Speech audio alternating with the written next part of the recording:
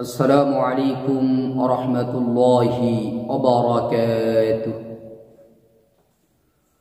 نحمده ونصلي على رسوله الكريم. أما بعد فأعوذ بالله من الشيطان الرجيم. بسم الله الرحمن الرحيم. فإن تولوا فقل حسبي الله لا إله إلا هو عليه توكلت وهو رب العرش العظيم. صدق الله المولانا العظيم.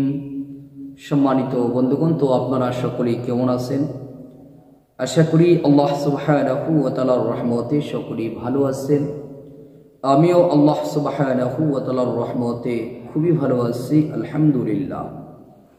সম্মানিত বন্ধুগণ, আজকে আপনাদের মাঝে গুরুত্বপূর্ণ একটি বিষয় নিয়ে আসলাম। অত্যাধিক গুরুত্বপূর্ণ একটি বিষয়। বর্তমান প্রায় সময় অনেকেই পরিচিত বা অপরিচিত কল দিয়ে সবচেয়ে বেশি ইদানিং যে বিষয়টি আমি কল পাইতেছে, যে বিষয়টির জন্য যে ঘুমাইতেছে, তো হঠাৎ করে স্বপ্নে ভয়ঙ্কর ভয়ঙ্কর স্বপ্ন দেখতেছে প্রায় সময়। তো এই জন্য আজকে আপনাদের মাঝে এই আমলটি নিয়ে আসলাম। বিশেষ করে গাজীপুর, ময়মনসিংহ এবং মুন্সিগঞ্জ, এই তিনটি জেলা থেকে প্রায় একাধিক লোক বারবার শুধু ফোন দিয়ে বলতেছেন এই বিষয়টি আমল দেওয়ার জন্য। তো আসলে এটা একটা জটিল সমস্যা, কারণ ঘুমের মধ্যে যদি ভয়ঙ্কর স্বপ্ন দেখেন তো ঠিকমতো ঘুমাইতে পারবেন না। আর যদি ঠিকমতো ঘুম না হয় তাহলে শারীরিকভাবেও আপনি অসুস্থ হয়ে যাবেন, মানসিকভাবেও আপনি অসুস্থ হবেন। কারণ ঘুম হইতেছে আল্লাহ তাআলার একটি নিয়ামত, যে নিয়ামতের কারণে আল্লাহ তাআলা শারীরিকভাবে এবং মানসিকভাবে সুস্থ রাখেন। মানসিক এবং শারীরিক উভয় দিকে শান্তি বজায় রেখে ঘুম। তাহলে এই ঘুম যদি আমার আপনার অবস্থা হয় যে ঘুমের মধ্যে ভয়ঙ্কর ভয়ঙ্কর স্বপ্ন দেখি, অথবা আমার বাড়িতে কেউ বা বাচ্চা সন্তান যারা আছে, ছেলে সন্তান, মেয়ে কন্যা সন্তান, ছোটো ছোটো বাচ্চা যারা আছে, তারা যদি এরকম ঘুমের মধ্যে ভয় পেয়ে ওঠে, তাদের জন্য আমি করতে পারি বা আমার জন্য আমি করতে পারি। এটা যে কোনো ব্যক্তি করতে পারবেন, যার সমস্যা সেও করতে পারবেন বা অন্য কেউ আপনাকে করে দিতে পারবে। কি করবেন? যখন ঘুমাইতে যাইবেন, ঘুমাইতে যাওয়ার সময় অজুর সহিত ঘুমাইতে যাইবেন। যদি বাচ্চা হয় তাহলে অজু করার প্রয়োজন।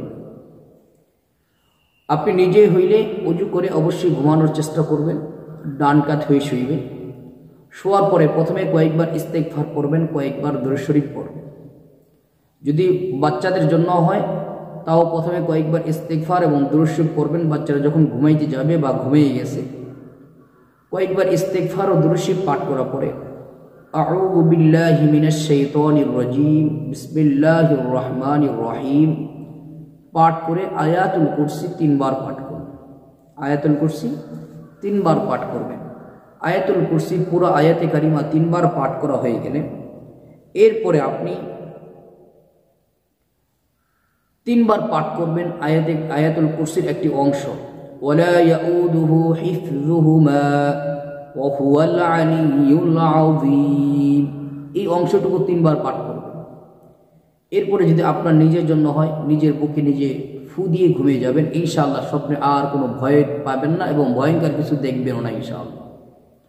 যদি বাচ্চাদের জন্য হয় তাহলে তাকে এই আমল করে ফু দিবেন। ইনশাআল্লাহ বাচ্চাও স্বপ্নে আর ভয় পাবে না, ঘুমের মধ্যে আর ভয় পাবে না ইনশাআল্লাহ। ছোট্ট একটা কিন্তু আমল, এই ছোট্ট একটা আমলের মাধ্যমে আপনি এই ভয়ঙ্কর সমস্যা আপনি সমাধান করতে পারেন। এরপর সাথে আরেকটি কাজ যদি করতে পারেন সবচেয়ে বেটার হয়।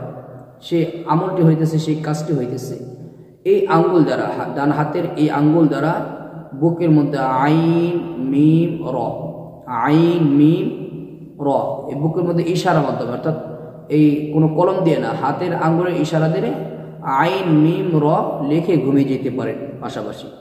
ইনশাআল্লাহ আশা করি এই আমল করলে আপনি আর স্বপ্নে কোনো প্রকার ভয় পাবেন না, ভয়ঙ্কর কিছু স্বপ্ন দেখবেন না ইনশাআল্লাহ। আল্লাহ তাআলা আপনাকে হেফাজত করবে।